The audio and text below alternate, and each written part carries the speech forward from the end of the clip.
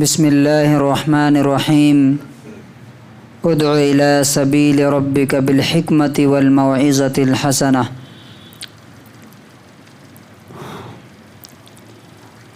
اپنے رب کے راستے کی طرف بلاؤ حکمت کے ساتھ اور اچھی نصیحت کے ذریعے۔ حکمت کیا ہوتی ہے یہ پچھلے 2-3 دنوں میں آپ کو معلوم ہو گیا کہ جس سے بھی ہم بات کر رہے ہیں اس کا مینٹل لیول، اس کا علم، اس کی نالج، اس کا ماحول دیکھ کر کے اس سے بات کی جائے۔ نمبر 1، مثلاً اگر آپ ایک کسان سے بات کر رہے ہیں دین کے بارے میں تو اس سے بات کرنے کا انداز الگ ہوگا، اور ایک ڈاکٹر سے بات کر رہے ہیں تو اس کا انداز الگ ہوگا۔ ایک جوان سے بات کر رہے ہیں تو الگ ہوگا، ایک بوڑھے سے بات کر رہے ہیں تو الگ ہوگا۔ اسی طرح سے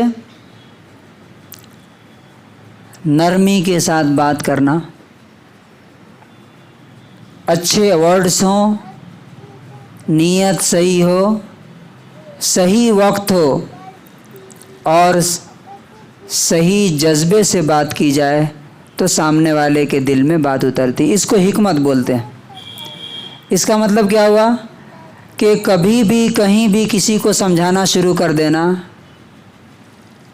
یہ حکمت کے خلاف۔ اب 4 لوگ بیٹھے ہوئے ہیں، مثال کے طور پہ مسجد میں ہی کسی سے کوئی غلطی ہو جاتی ہے، اب نماز سلام جہاں پھیرے نہیں کہ بغل والے کو سمجھانا شروع کر دیا تو وہ آپ کی بات کا اثر پازیٹیو نہیں لے گا، نیگیٹو لے گا۔ آپ نے سب کے سامنے اسے نصیحت کر کے اس کو ذلیل کر دیا،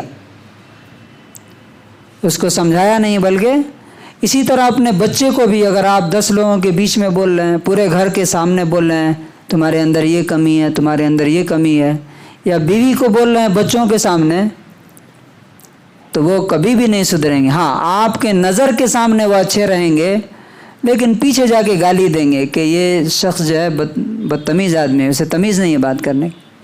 آپ خود سوچئے کہ اگر آپ کو 10 لوگوں کے بیچ میں نصیحت کرنے کوئی کھڑا ہو جائے تو آپ کو کیسا لگے گا۔ اس لیے کہتے ہیں نصیحت کا مطلب اکیلے میں، اور جو نصیحت پبلک میں کی جائے وہ نصیحت نہیں ہے، وہ ذلت ہے، وہ انسلٹ ہے، وہ توہین ہے۔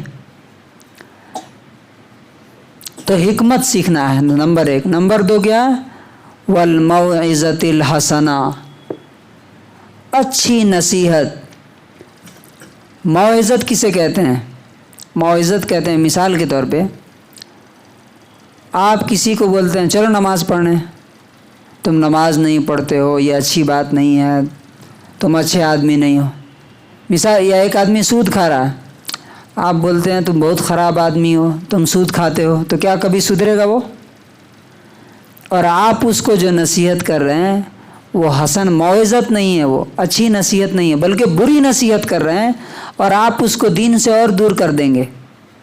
تو اب سوال یہ ہے کہ اچھی نصیحت کیسے کریں گے؟ تو اس کا طریقہ یہ ہے کہ مثال کے طور پہ اگر کوئی سود کھا رہا تو اس کو آپ بتائیں گے کہ بھائی اس کا بڑا وبال دنیا میں بھی ہے اور آخرت میں بھی ہے۔ دنیا میں کیا ہے؟ اللہ تعالیٰ رزق کو مٹا دیتا ہے، برکت ختم کر دیتا ہے، اولاد بگڑ جاتی ہے۔ آپ دیکھیے جتنے لوگ سود کھائے ان کی اولاد ایک بھی صحیح نہیں ہے۔ پھر اس کو بتائیے کہ مرنے کے بعد سود خور کا انجام کیا ہوگا، کہ اس کا منہ چیرا جائے گا، اس کو الٹا لٹکا دیا جائے گا، بہت سارے اس کی سزائیں۔ تو اس کو اگر یہ بتائیں گے سود خور قیامت کے دن جب اٹھے گا تو ایسا ہوگا جیسے کہ اس جنات نے اس پر قبضہ کر لیا، گرتا پڑتا اللہ کے سامنے جائے گا۔ ایک طرف آپ نے نقصان بتایا اس کو، دوسری طرف آپ اس کو بتائیے کہ حلال روزی کے فائدے کیا ہیں۔ ایک طرف نقصان بتایا، دوسری طرف فائدہ بتایا۔ اس کو کہتے ہیں اچھی نصیحت۔ مثال کے طور پہ کوئی نماز نہیں پڑھ رہا، آپ اس کو جا کے بولیں گے تم خراب آدمی ہو، تم نماز نہیں پڑھتے ہو، بہت غلط بات ہے، تم کیسے مسلمان ہو، تو کیا سدھرے گا؟ وہ نہیں سدھرے گا، وہ بولے گا کہ یہ مولوی صاحب کا دماغ خراب ہو گیا ہے۔ اس کو کیسے سمجھانا؟ پیار سے بٹھا کے کہ بھائی دیکھو، دنیا میں اسلام اور کفر کے بیچ میں جو ڈفرینس ہے وہ نماز ہے۔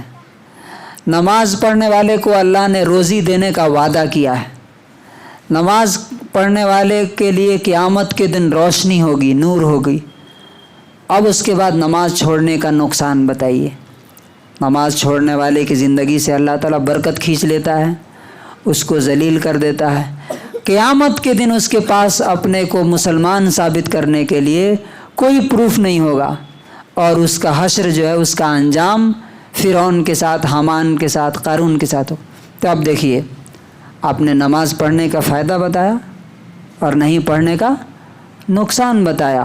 اب وہ خود سوچے گا، اچھا یہ ایک دن میں سدھر جائے ایسا ضروری نہیں ہے، اور سدھارنا آپ کی ذمہ داری نہیں ہے، آپ کی ذمہ داری ہے کہ میسیج اس تک پہنچا دینا اور کنٹینیوس پہنچاتے رہنا۔ جب بھی اچھا موقع ملے، اچھے موڈ میں ہو، اچھی جگہ ہو، اور آپ کو لگے کہ ابھی ہم یہ بات کہیں گے تو اس پہ اثر کرے گی، وہاں بات کہیے۔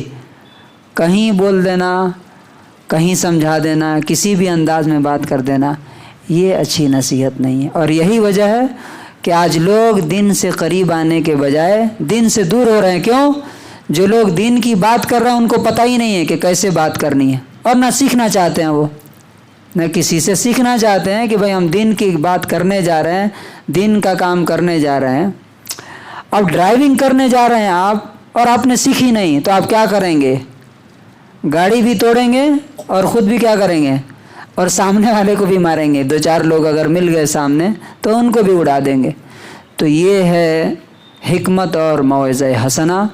اللہ تبارک و تعالیٰ سے دعا کرنی چاہیے کہ اللہ تعالیٰ ہمیں دین کی بات لوگوں تک اس طریقے سے پہنچانے کی توفیق نصیب فرمائے جس سے وہ دین کے قریب ہوں، نہ کہ اس طریقے سے جو ان کو دین سے دور کر دے۔ سبحان اللہ و بحمدہ، سبحانک اللہ۔